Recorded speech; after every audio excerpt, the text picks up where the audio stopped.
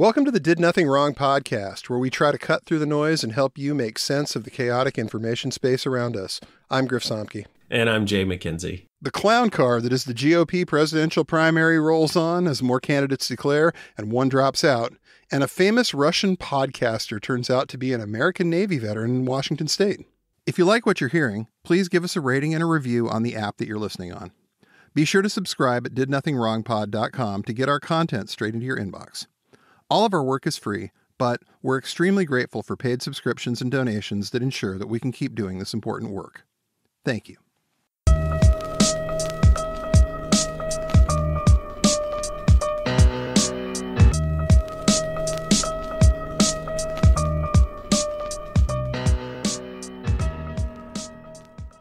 All right, let's jump right in with the 2024 GOP presidential primary update. Would say while we still can, but there's still news to give you. For the next 5 minutes, anyway.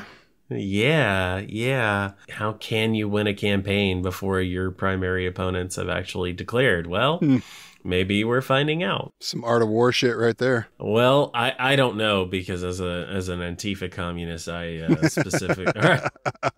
Shh. Let me read from the latest Morning Consult poll here. It's from April 14th through 16th. We've got Trump is at 53%. Meatball Ron is at 24%. Hey, looking good, Meatball Ron. That is not actually the preferred nickname, I think, at the moment. I don't know what we're going with Ronnie Three Fingers? Right, yeah. Puddin' Ron. Puddin' Ron. Tiny D. Although, honestly, I think my favorite might be Rob. Rob DeSantis. Oh, God. I mean, I really think that had to have just been a typo when Trump did that press release and called him Rob DeSantis, but still. I don't know. That's the kind of, like, really just little dig that guy's so good at that, man. It's fair. Yeah, so we've got Mike Pence at 7%, Nikki Haley at 4%, the guy who keeps running these Twitter ads, Vivek Ramaswamy, is at 3%. He has spent, I don't even want to know how many millions of dollars to purchase that 3% support, with some shades of Mike Bloomberg. I was about to say, you're telling me this guy's the Mike Bloomberg of the 24 cycle. I could tell when you were about to talk. I looked over like, no, this is my joke. Thank you to everyone who understands this, because you also pay too much attention to politics and the internet. I feel you, dog. We love you. Thank you. Without you, we're nothing. The Inside Baseball podcast.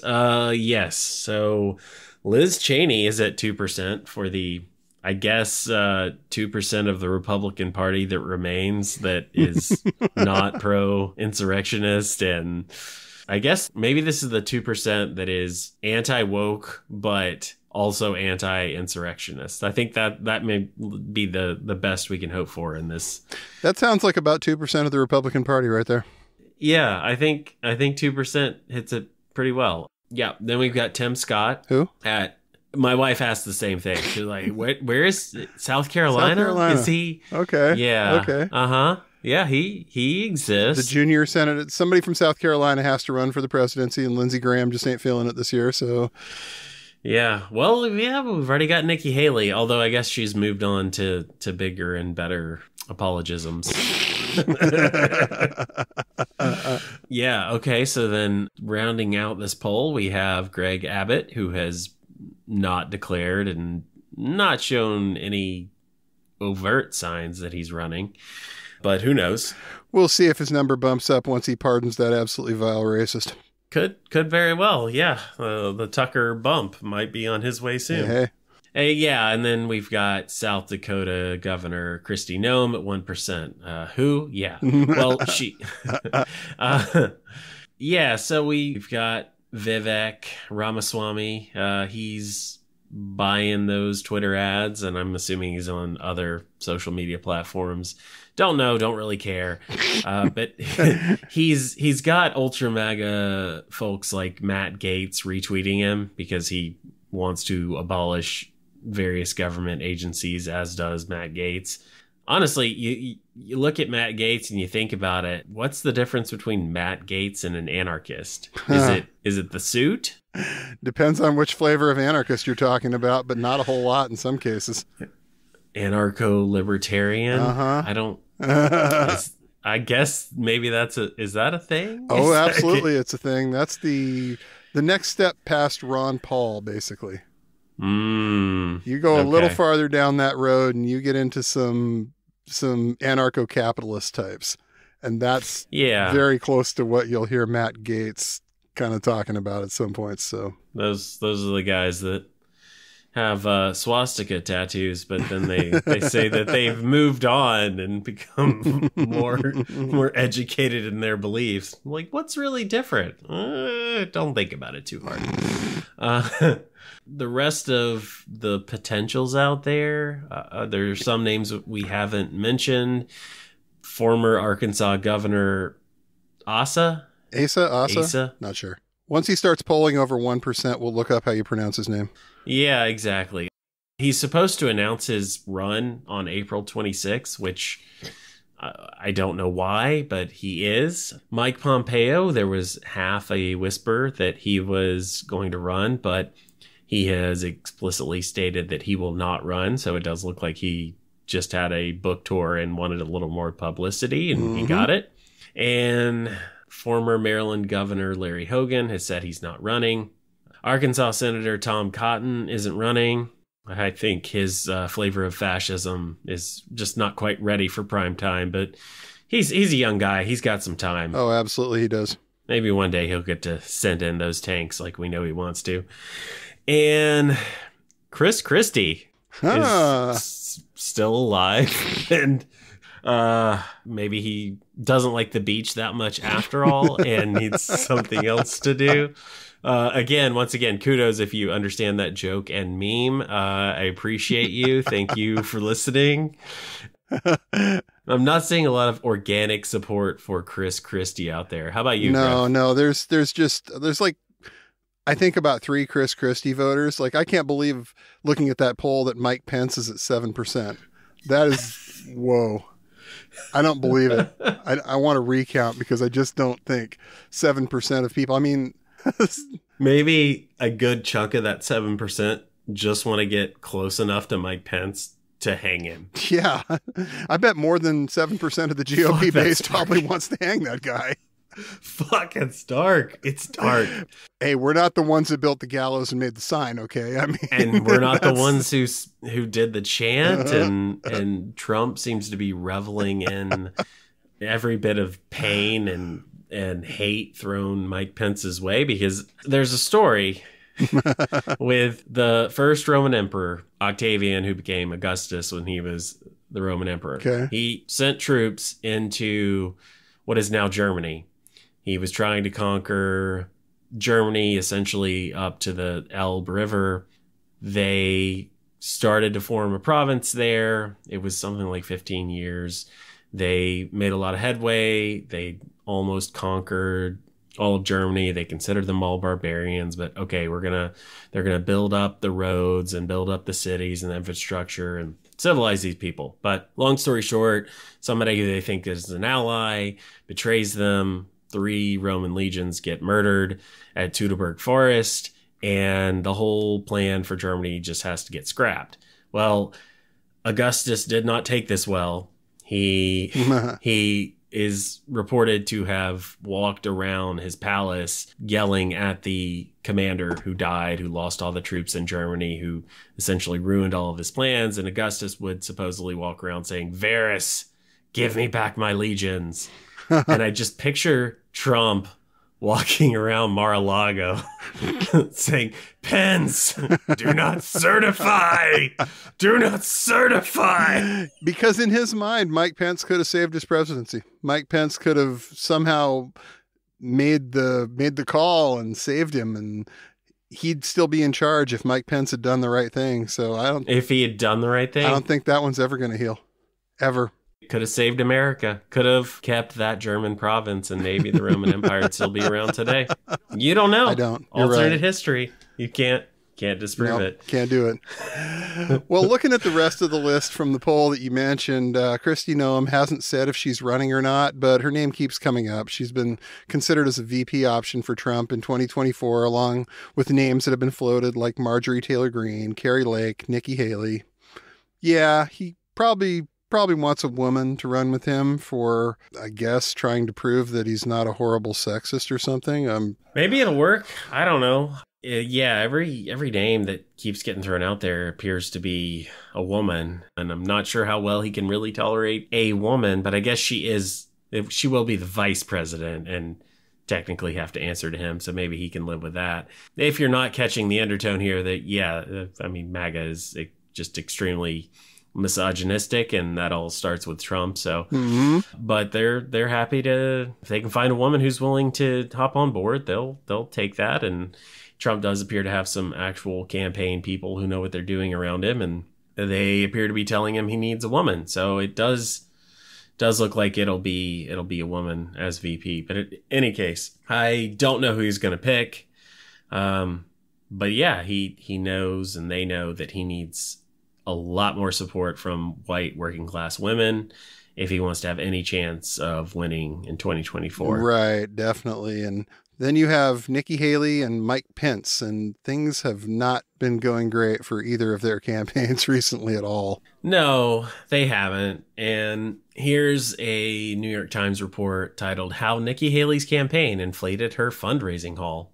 They write, Nikki Haley, the former South Carolina governor and United Nations ambassador, has staked her presidential run on an image as a straight shooter with experience and drama-free competence. That sounds great. Side note, I feel sorry for the people who have to write this with a straight face. Continuing, this weekend, though, it became clear that the impressive early fundraising numbers her campaign promoted this month had been inflated, apparently because of double-counted money. Ooh. The campaign had broadcast an $11 million haul in its opening 6 weeks through the end of the first quarter filing period on March 31st. But when 3 of her affiliated committees filed reports on Saturday, the math did not add up. Instead, the 3 committees appeared to have taken in about $8.3 million, including $2.7 million that one of the committees transferred to 2 other committees, and that was double counted in the overall figure. Ooh. The article goes on to quote a Haley spokeswoman as saying, other campaigns have done this in the past, and it isn't really something nefarious and nothing to see here. Huh. Well, it makes her look kind of unserious and kind of incompetent. I mean, why do political campaigns need so many different political action committees? Why does some money go over here and some over there? And is the FEC really actually capable of tracking all of this cash? And are they empowered to prosecute those who violate election laws? No, usually not. And the system's pretty broken, but neither party really has the will to fix it. So yeah, this will get glossed over, and nothing's going to happen here, but it's another piece of a broken system that is on the to-do list. Hopefully it gets fixed someday, but I guess at least there are more important things to fix in the meantime. Is that a good thing? Or maybe that's not a good thing. No, that's not a good thing. That is not a good thing, no. As far as the race itself, yeah, Trump's not really worried about Nikki Haley. She's way too much of a centrist rhino to get elected in this iteration of the Republican Party.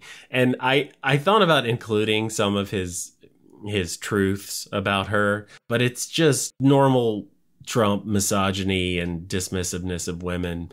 But you can tell when he talks about Nikki Haley that he's not really trying. He just... because he knows he doesn't have to. Right. He's not really trying. He's not trying to beat her up the way he's trying to beat up Ron DeSantis, because she's not going to win. Yeah. There's just no point to alienating like a whole demographic because you wanted to take some shots at one of your rivals. She's not a rival. And he's gotten a little smarter over the years, apparently, about this stuff. Well, and I think she's still on the list for VP. I doubt he'll pick her, mostly because the base really does hate her. But an ambassador job, Secretary of State, something else in the cabinet. I think definitely a possibility. So he's not burning every bridge there. Definitely not. And even by Republican standards, she's really not much of a normie centrist Republican, really, when you look at it. Oh, do you mean the racist comments she's made and the related comments in support of secession going back to the Civil War? Yeah, those old things. Do you believe that the states of the United States have the right to secede from the Union? I think that they do. I mean, the Constitution says that. If it became an issue where the state of South Carolina needed to secede from the Union, would you support it? You know, I'm one of those people that doesn't think it's going to get to that point. And you were asked a question about your feelings on the Confederate flag. Yes. Your answer to that question was, I believe there are people in this state that are passionate about the flag being there. There are people in this state that are passionate about the flag not being there. Right. And they just need to get together and work it out. We'd like to know what your position is on the Confederate flag. You know, I feel like it's been resolved to the best of its ability. I mean, I wasn't here when they actually went through and did the negotiations. I understand that it was brutal, but I think that they came up with the best solution we're going to hope for. I think right now, the Confederate flag, where it is where the legislature is comfortable with it. I think that, you know, there was a compromise among the state on where it should be, and so it's not something I see as a priority right now. I think right now we need to be focusing on jobs and our economy and our education. You know, for those groups that come in and say they have issues with the Confederate flag, I will work to talk to them about it. I will work and talk to them about the heritage and how this is not something that is racist. This is something that is a tradition that people feel proud of, and let them know that we want their business in this state, and that the flag where it is was a compromise of all people, that everybody should accept as part of South Carolina. I love in those videos how she looks like she's being interrogated in a war zone. Like it's some dimly lit trailer, and you'd think it's from like the 80s, and it looks shitty because they just had terrible video quality and equipment, and I guess they did, but it was like 2010 or something. It's not. It looks like the opening of a movie that's about to get really dark. Anyway, yes, not great, Nikki. Not great, Nikki. Just not great. Not great. But nevertheless, perception matters more than reality, and she's not going to win this primary, no matter how much money she raises. Well, speaking of people in single digits who have no chance of winning, Mike Pence spoke at the recent NRA convention, and it didn't go great for him. Well, hello, NRA. I love you too. And welcome back to the Hoosier State. An NBC News report titled, "Mike Pence is booed at the NRA convention in his home state." Ouch. You see why I'm skeptical about the 7% here. I mean, if I say I support Mike Pence and I give him a little money, and I can get in the back room with him, and then I can call my buddies over at the Oath Keepers. I mean, I have heard less plausible things than that. I want to be clear here. I do not want anything to happen to Mike Pence. I am not supporting or condoning but my God, man, he still won't denounce Trump or Trumpism. And these people wanted to fucking kill you, Mike. Like, maybe just go lobby or go be on Fox News. Just take care of your family. We always joke about these people having a humiliation fetish. Well, I'm starting to wonder if it's really a joke in this case. God. Seriously. Yes. Seriously. But please, no one harm Mike Pence. I'm not kidding. 7%, really? Are they, is there? Not believing it. I don't believe it. I'm not believing it. You get booed at the NRA convention. Come on. In your home state. It's like Mike Pence going down to his favorite McDonald's and outside the Capitol and go, "Oh, get the fuck out of here, Mike Pence." You're done. You're just done. I don't know where this guy thinks he's going with this. So Trump won, Mike. Come on. Well, the NBC report had this to say about it. Former Vice President Mike Pence was booed in his home state Friday as he spoke to the National Rifle Association's annual meeting here. Pence, a former Indiana governor who is considering a presidential bid, took the stage to a mix of lusty boos and generous applause. The split reaction underscored part of the challenge Pence would face in a campaign for the GOP nomination in 2024. He enraged then-President Donald Trump and some of the Republican base by certifying President Joe Biden's election on January 6, 2021. At the time, Pence cited his constitutional duty to oversee the official count of electoral votes in Congress, even as Trump demanded that he stand in the way. Trump supporters, some of them chanting, "Hang Mike Pence," rushed the U.S. Capitol that day and came close to where Pence was sheltered with Secret Service agents. Do not certify, Mike! Do not certify! Okay, I'll continue the NBC report here. During his remarks Friday, Pence earned cheers for his call to fight efforts to restrict gun rights. "We don't need gun control," he said. "We need crime control." Just side note, did he point to a picture of a black man when he said this? If he didn't, that's why they booed him. God. Okay, continuing. And he repeatedly urged NRA members to stand your ground. But as Pence left the stage, he did so to another round of cacophony, with some Trump diehards booing him and many in the crowd standing to applaud him. Many? Was it many? Okay. It's that 7%. Like, yeah, we love you, Mike.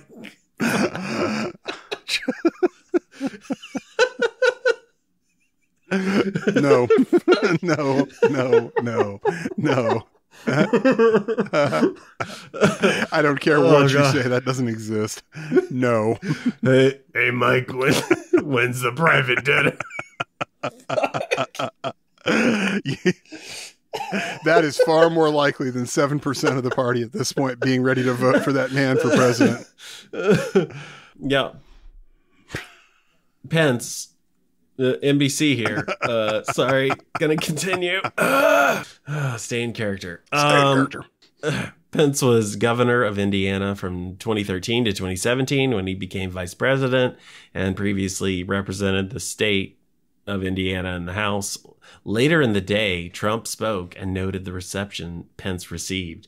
This week's morning console poll, I led the field by 33 points, with Trump 56, DeSantis 23, Pence 5. I hope you gave Pence a good, warm approval. Because he is a nice man. If you want to really know the truth, he's a good man. And I heard it was very rough. It's a big news story. You've made news today. I don't know what you did, but you made news today with the introduction you gave. I heard it was very rough, he said. God. What a bastard. What a bastard. Just like that rope would be on your neck, Mike. Fuck. I once again reiterating, do not harm Mike Pence. I do not want Mike Pence to be harmed. No. Do not want anyone to harm Mike Pence. But Jesus Christ. Like, just go do something else, Mike. Yeah, okay. It's probably obvious, but I'm going to say it here anyway. We feel no sympathy for Mike Pence. No. He's speaking at the NRA convention, after all, and he's trying to shut down any talk of gun control. He carried water for Trump for 4 years. He excused away almost everything he did, except for the one thing, and that was Trump's flagrant attempt to overturn the election. Yeah, Pence gets credit for exactly that one thing, and that's about all we've got. He is just such an obvious case study in the perils of Trumpism. You give this guy what he wants 5,000 times, but you cross him once and you're a damn traitor. And MAGA won't care if people call for you to get hanged, because to Trump, you're already dead. Yeah, if you're not currently bending the knee and simping for Don's approval, you're the enemy. And Mike Pence is surely their enemy now. Well, that brings us, of course, to the last and second most important name on the list, at least for now, while there still is a list. That would be Ron DeSantis. I mean, maybe the GOP hopium will be enough to spontaneously combust Donald Trump and he'll just die, because that's really the only thing that's going to save them right now, and they essentially admit it.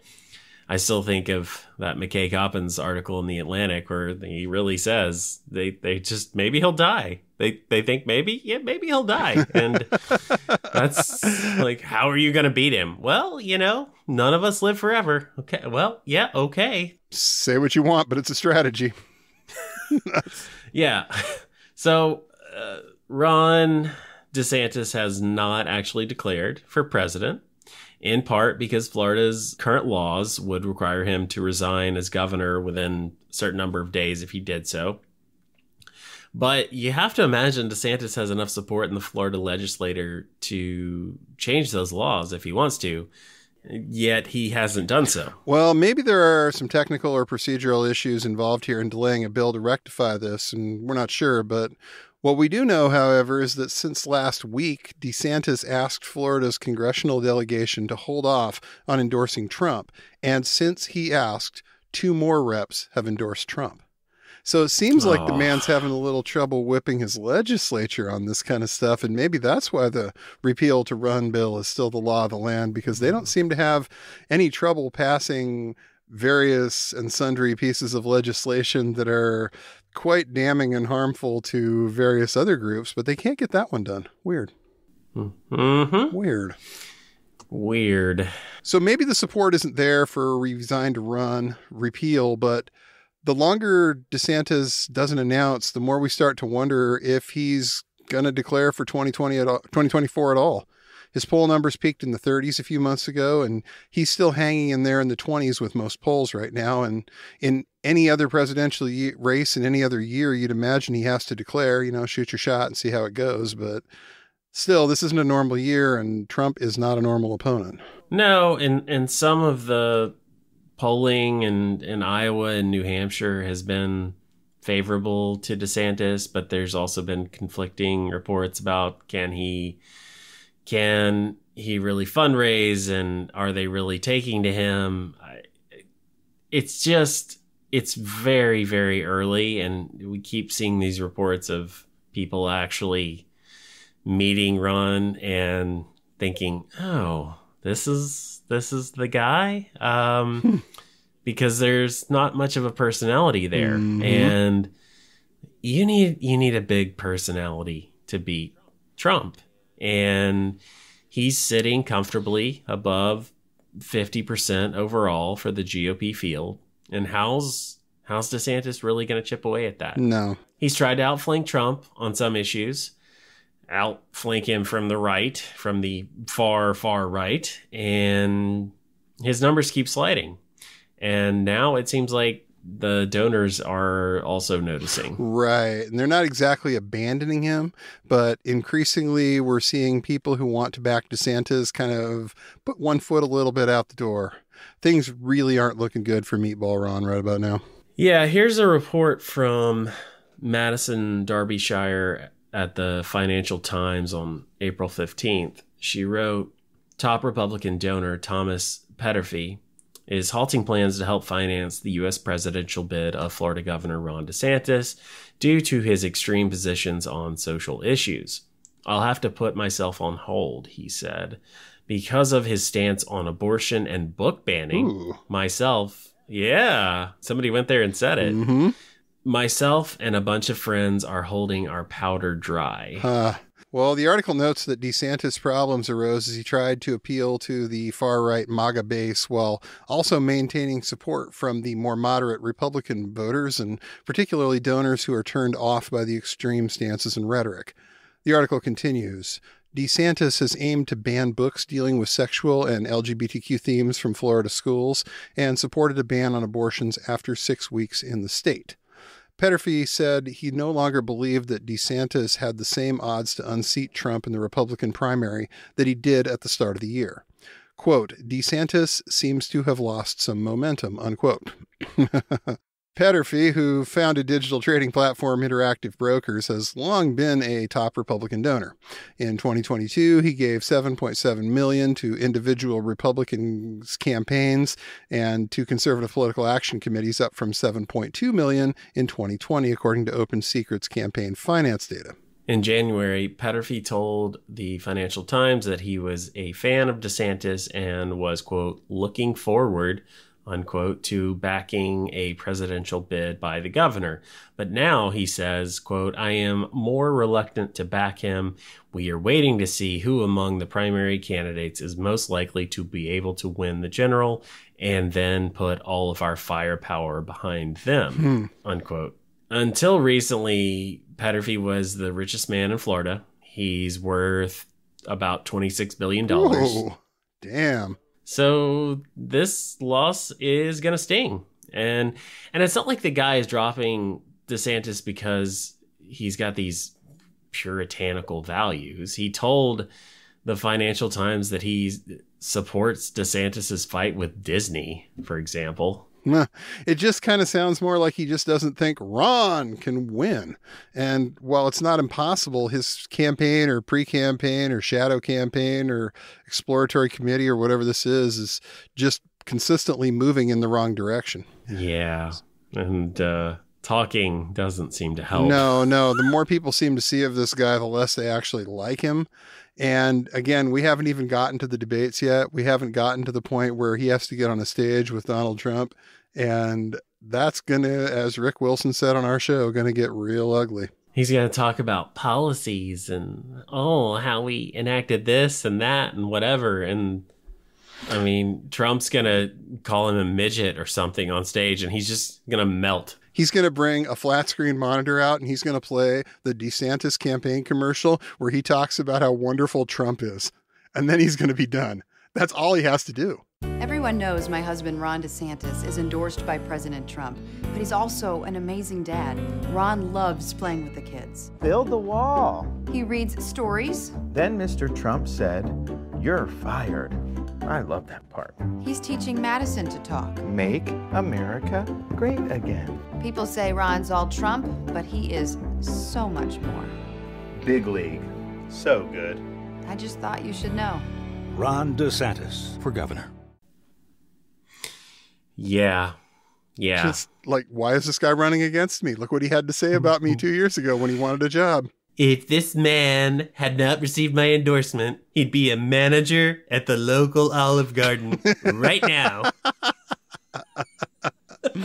Well, maybe DeSantis will wear those white boots that he wore for the flood, you know. That'll definitely win a few fans over there. I every time I see those, I think, oh my God, which staffer said this was a good idea?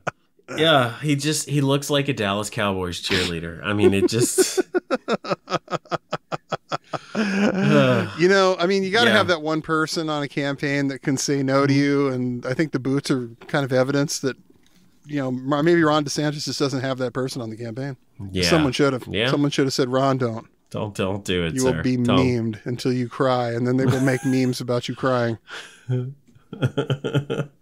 Yeah. So speaking of astroturfed campaigns seeking to sway hearts and minds, it turns out a pro-Kremlin propagandist who supposedly lived in Russian-occupied Ukraine is actually a former U.S. Navy non-commissioned officer living in Washington State. She is actually right outside Seattle in Oak Harbor near me. That is a beautiful town, by the way, Oak Harbor, Washington. You ever get a chance, go check it out. It's wonderful. Just amazing. Nice, bucolic little place. I was thinking eventually coming out to Seattle to visit you, but actually that sounds better. So,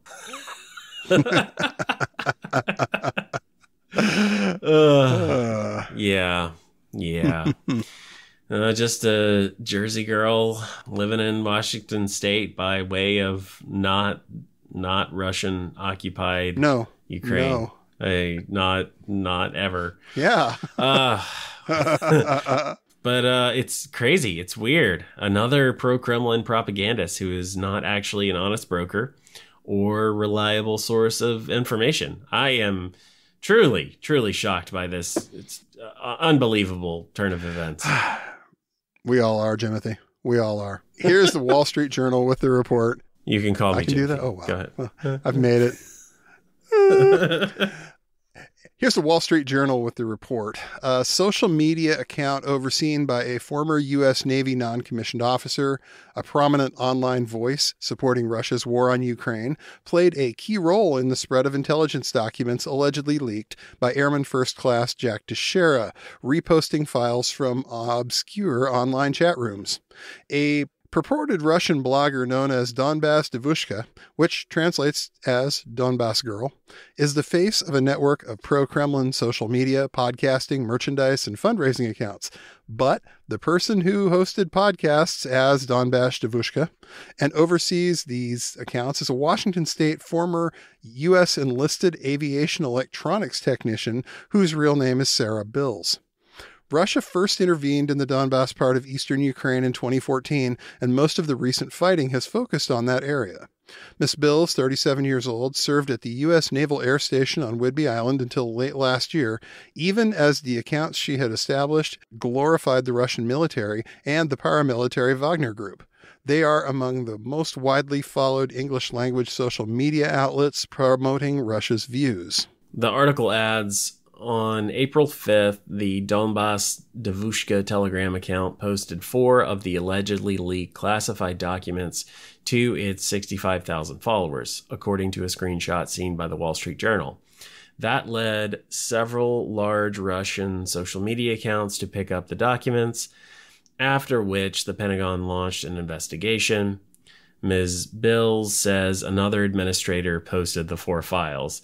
Yeah, she claims there's, I think, something like 15 people who run the Donbass Devushka network, which... Sure. Yeah, sounds like a woman who understands she may be facing some legal problems and is trying very hard to cover her ass. They just indicted some people for working with the FSB today, so yeah, I'd probably be saying that kind of stuff too if it was me. My friend over here, this is who actually did it. Go get them. So, yeah, the Wall Street Journal article lays some of this out, but let me briefly remind people of what happened with the classified intelligence documents and the leaks allegedly put out by Jack Teixeira, who is the 21-year-old Air National Guardsman who has been arrested in this case. So the documents were first posted reportedly on Teixeira's private Discord server, which he ran using the name OG. Then, it seems, a member of Teixeira's private Discord server leaked the documents onto another Discord server that's primarily related to the game Minecraft. The documents sat there for weeks or months. I think it was about a month, but I've also seen conflicting material, and a lot of this is still developing. But eventually someone realized what they were looking at. The documents went from this Minecraft server to places like 4chan and Russian Telegram. But that only happened after the documents had first been shared by Donbass Devushka or Sarah Bills' Telegram channel. Let's read the Twitter thread from Pekka Kallioniemi, a fellow at the University of Tampere in Finland who focuses on pro-Kremlin media figures online with a series he calls Vatnik Soup. Absolutely worth reading. It's hilarious. Yeah, it's good. It's good. In today's Vatnik Soup, I will introduce an American propagandist and podcaster, Donbass Devushka. I approach from geopolitical angle, me and JM, just me for the most part. And I think that we're both comfortable with being accused of being Kremlin bots. So we're both political scientists with focus on Eastern Europe, specifically World War II and on. So I'm from Russia. I was born there. And obviously this is of great interest to me. But I do not claim, nor do I know very much militarily about this conflict. So I kind of just rely on Scott. I am obviously anti-NATO, but yeah. She's best known for her fake Russian identity, for her pro-Russian podcast, and for spreading false pro-Russian narratives on social media. I want to know where she got the filter she's using in this photo, too. It's amazing. Donbass Devushka wasn't always working under this pseudonym. During the summer of 2022, her alias was Milya Medvedev, or Lugansk for Life, and also Cherobiki Vibes, Meatball Sub-Zero, Yugopnik, and Ghost of Lugansk. Wow. While active under this account, she's posted several photos of herself and confirmed working also under the pseudonym Donbass Devushka through a link to her post on Patreon. Before she was working at a shop that sold tropical fish, but after the war started, she must have smelled a good niche for making some extra money and started creating pro-Russian propaganda on various social media channels. The Donbass Devushka YouTube channel was created in July 2022, and the Lugansk for Life Twitter account followed after 1 month. The YouTube channel is actually a collective of various people doing interviews and podcasts, and oh boy, do these interviews stink of Vatnik. Her Telegram channel was one of the first places that the doctored leaks of Jack Teixeira were detected. These fakes had decreased Russian military losses drastically, while the Ukrainian ones were increased. Big shock. Many of them have been covered in some of his earlier Vatnik Soup threads, including Jackson Hinkle, Eva Bartlett, Scott Ritter, and Gonzalo Lira. In these podcasts, Devushka fakes a terrible Russian accent, which she forgets to do every now and then. The contents of the podcast are exactly what you'd expect, full of BS like Ukrainian Nazis, bioweapon labs, multipolar world, praise of Putin, mockery of the West, NATO, Joe Biden, basic Vatnikology 101. I'm telling you, you got to follow this guy. It's phenomenal. Are you telling me Scott Ritter is not a reliable source? I'm telling you that Scott Ritter, I would suggest that he go back to school, but he's been banned from being within 1,000 feet of one. Don't send him to any schools. No. You can't get within 1,000 feet of one, so you're pretty safe, man. But there's nothing new in people ditching their old life and becoming propagandists for dirty Russian money. It's happened with people like Hinkle, Mike, I. Earl Grey Jones, Karen Knissi. In these circles, Devushka is still just a nobody. But what is more interesting in her case is how her real identity was discovered. The whole operation was conducted by Shiba Inu unit of the NAFO battalion. The identity of Devushka had been under scrutiny for a long time, and finally they managed to piece the whole thing together to find out her real identity as a Jersey girl. The group noticed that some trolls had trolled her account by calling her real name. They then found out she was married before and found old photos of her from Facebook. And with this information, they identified her home address, compared photos from her social media account to other open source images of her alleged address, and they matched. They even managed to get a confirmation through a reflection from the sunglasses that she was wearing and from the color of the paint on the wall that her house has. Then they tracked her marriage certificate to find her birth date, and it matched with the one that she posted on her Telegram channel. Finally, they obtained a video of her working for the tropical fish joint and matched her voice to Devushka's, just without the fake Russian accent. NAFO don't play, son. No. Okay? Yeah, props out to NAFO for this one. They did their homework here. They did some good work here. And of course, this tactical unit also looked into her family tree, and she stated that in addition to being Russian, that she's also Jewish. And by referring to her Jewish heritage, she had a free pass to criticize Jews for pretty much everything, which is exactly what she did. But then, of course, there was neither Russian nor Jewish blood in her, which was proved by looking at her parents' names in her marriage certificate. So, one of the biggest pro-Russian disinformation and propaganda pushers online claimed to be a Russian Jew from Luhansk, but actually turned out to be a divorced middle-aged woman from Jersey. But that's not all. There's still the money that she's been collecting. She's also collaborated with Rybar, which is a Russian news outlet focusing on military analysis, also connected to, wait for it, Yevgeny Prigozhin. Now, here's a problem that Devushka might be facing. Russia is heavily sanctioned, and in case the fundraising efforts were real, she has potentially violated them. Whoops. Yeah. If they weren't, then it's regular fraud. The Shiba Inus also checked her crypto wallets and noticed that they had received funds on several occasions, but there was no traces of money being sent out. Based on this evidence, I'd go with the fraud option.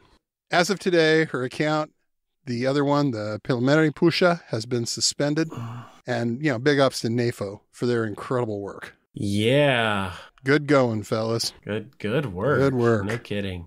Yeah, it's probably worth reading some of her deleted tweets that have been archived and saved for posterity. When you look at who Sarah Bills used to be online and compare that with her Donbass Devushka persona, you really get to see the grift in all its glory here. It's glorious. Yeah, so software developer Travis Brown put archives of her tweets up on GitHub, and he explained his methodology for the various accounts that he linked to her this way. He wrote on Twitter that, as far as I can tell, this was her first account, which was created in June 2008 as @Sarah Bills, just how her name is SARAHBILS.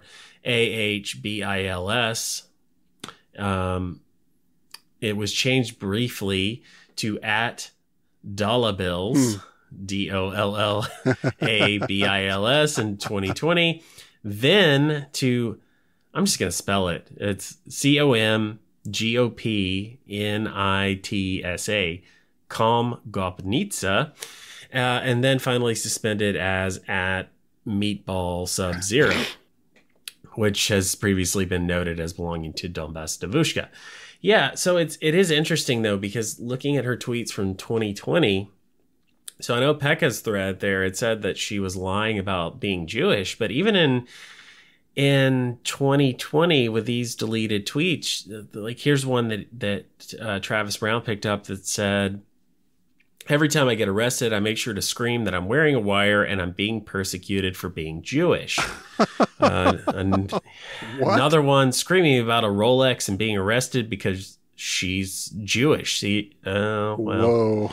She is not well. We need better mental health care. No kidding. Yeah. To be entirely clear, she wrote, "I am Jewish and I am doing this. Make #fireworks for Hanukkah trend." So if she's really not Jewish, she's clearly somebody who, if she lied once, well, who's to say she wasn't lying about that persona as well? I think I saw Mike Rothschild posting something about this and talking about people just try out different personas until they find one that sticks and really makes it big. And maybe that's what we're dealing with here. And the Donbass Devushka account just got bigger than all the others, and so she stuck with that. Yeah, I mean, it does happen. Look at old Jackson Hinkle. He was going to be a progressive politician, and he found, a chance to date Miss Russia, so he went that route instead. All he wanted to do was go to art school in Hawaii and surf and play his guitar on the beach, and now he's dating Miss Russia and kicking out the Russian propaganda. God. Yeah. I was also looking at this with her different accounts. Like 2020, she's talking about protests and saying, "I was there. Now cut me that check, Soros." Which, liberals are all paid absolutely. by Soros. But then you get to 2022 when she's Donbass Devushka and she's saying stuff like, "Wow," or she says, "If this dude is on your side, ... and it's George Soros, of course. And here's another one. "Oh, I'm not celebrating, just sharing. I'm Jewish and I don't give a fuck about Soros." Whoa. Yeah. She's linking to guys like Chem.com and Scott Ritter, of course. I just see her linking to so many different pro-Kremlin accounts. It's just... It's pretty dark. Yeah, it definitely took a bit of a dark turn there.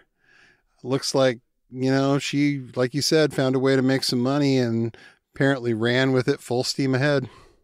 Love how uninterested the pro-Russian media figures were about her, too. You say you're from Ukraine? Sure, why not? Let's just go with that. And it didn't stop Tucker Carlson from running with the material she posted on her Telegram account either. In an article by Mediaite entitled "Tucker Carlson Duped by Fake Military Documents on Ukraine War Shared by Russian Propagandist," they broke the story down this way. Fox News' top-rated host Tucker Carlson accused the media and U.S. government of lying about the war in Ukraine, reportedly on the basis of altered versions of leaked military documents shared by a well-known pro-Russian propagandist.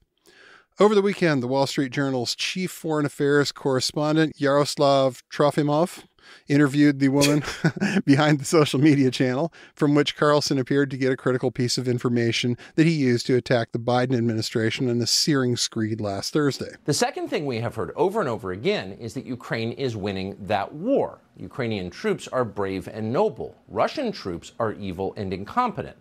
The Ukrainians are beating the Russians. In the end, their victory is inevitable. Now, you're very familiar with these points because you have heard them every day since last February. You've heard them repeated by every power center in the United States, the Pentagon, the White House, the leaders of both parties in Congress, CEOs, and celebrities. And most insistently of all, you've heard them from virtually every single outlet along the entire spectrum of our national news media. These are the two essential themes of the war in Ukraine, and both of them are lies. We know that they're lies because late last week, leaked intelligence about the war in Ukraine began to appear on social media. Briefing slides prepared by the U.S. government began to show up, among other places, on Twitter. And the slides show that this is in fact not Ukraine's war. It's our war. The United States is a direct combatant in a war against Russia. As we speak, American soldiers are fighting Russian soldiers. So this is not a regional conflict in Eastern Europe. This is a hot war between the two primary nuclear superpowers on Earth. And yet this war has never been formally declared. It has not been authorized by Congress. And for that reason, this war is a violation of American law. It is a crime. The second thing we learned from these slides is that despite direct U.S. involvement, Ukraine is in fact losing the war. 7 Ukrainians are being killed for every Russian. Ukrainian air defenses have been utterly degraded. Ukraine is losing. The Biden administration is perfectly aware of this. They're panicked about it, but they have lied about this fact to the public. Just 2 weeks ago, for example, Secretary of Defense Lloyd Austin told the U.S. Senate that Russian military power is, quote, waning. In other words, Russia is losing the war. That was a lie. He knew it was when he said it, but he repeated it in congressional testimony. That is a crime. Yeah, they recap in this article some of the details we've already gone over here, so I'm not going to repeat all of that. But the article then continues by saying, on April 5th, the Donbass Devushka telegram posted the 4 files that appeared to be leaked from Airman Jack Teixeira, writing, quote, some very interesting potential intel, unquote. Quote, the authenticity cannot be confirmed, but looks to be very damning NATO information, the post added. Trofimov reported that the post remained online for several days and that Bills told him, quote, another administrator had posted these images and that she was the one who later deleted them. Yeah, the other administrator that definitely Absolutely. exists. Quote, I don't even know the authenticity of the documents or what they say. I'm not very well versed in reading documents like that. Bills added. Trofimov explains some of the slides reposted on the Telegram account overseen by Ms. Bills had been altered from the otherwise identical photographs allegedly posted by Airman Teixeira on Discord, changed to inflate Ukrainian losses and play down Russian casualties. A week later, a post appeared on the Donbass Devushka Telegram claiming we would never edit content for our viewers. Never. The Eastern European news source Nexta reported on Sunday how some of the claims from Donbass Devushka's slides appeared to make their way to Tucker Carlson tonight. Malcontent News first reported on Sunday that Tucker Carlson used the, quote, edited version, unquote, of the documents posted by Donbass Devushka's Telegram channel to, quote, claim Ukraine was suffering 7-to-1 troop loss ratio and was losing the war. Yeah, indeed. Last Thursday, in an angry rant in which Carlson accused both President Joe Biden and Defense Secretary Lloyd Austin of committing, quote, crimes, unquote, related to supporting Ukraine, fending off the Russian invasion, Carlson cited that statistic. Yeah, he did. And if I have looked at the documents and seen the fakes and the real thing. It's not immediately obvious that it's a fake, but it's weirdly cropped and it's like it's a different font, and it only shows that one little blurb, whereas most of the documents show a full page, or at least part of the top of the page. Or it's the kind of thing that, no, it's not immediately obvious that it's fake, but it looks different. The whole thing, the size of the image, the font, the way that it's presented, it looks different. If you do even a basic amount of fact checking, I know everyone has to put in there that Tucker Carlson was duped, but duped. Yeah, he decided to put it out despite some obvious red flags that are kind of immediately apparent when you look at them. And he just did it anyway. In the words of Upton Sinclair, it is very difficult to make a man understand something when his job depends upon him not understanding it. And I think that applies to Tucker in this particular case. And that's just classic Tucker for you. And it's worth pointing out how absolutely obsessed the Russian government has been about casualty figures throughout this war, because, spoiler alert, the Russian government numbers don't look good. No, not one bit. And Tucker did them a huge favor here. 7-1. So the idea that Ukrainians are losing 7-1 is absurd and defies logic, but it's no wonder for a guy who has quite literally said that he's rooting for Russia. Why do I care what's going on in the conflict between Ukraine and Russia? And I'm serious. Why do I care? And why shouldn't I root for Russia, which I am? The reality is the Russian losses in Ukraine have been staggering. I've seen the purportedly real numbers from the documents allegedly leaked by Jack Teixeira. The information is already out there in different forms. There's somewhat conflicting evidence and numbers from a variety of sources who have different means of putting this information together. But we have pretty much every reason to believe that this number is accurate or quite close to what the real number is. The Ukrainian death toll, and again, I'm not going to mention the number that was in these documents, but it is high, but it's also significantly lower than what the Russians have lost. It is not 7 Ukrainians dead for every Russian. There have been significantly less Ukrainian deaths than the Russians. Tucker, again, making it seem like the opposite is true. And you can pick a reason why, but he's doing the Russian state-owned media's job for them once again. Yeah, as is Jackson Hinkle, as is Donbass Devushka, as are several other accounts we follow. And there will be more. There are always more, because there's money to be made lying for a living on the internet. Yeah, well, as long as you don't value your soul. Thanks for listening to the Did Nothing Wrong podcast. If you want to hear more, you can go to didnothingwrongpod.com. You can also follow us on Twitter at James, the word 4, and the letter M, all one word, and Grizza BJJ, Grza BJJ, as well as DNW Pod. Thanks again for tuning in, and remember, everyone mentioned did nothing wrong.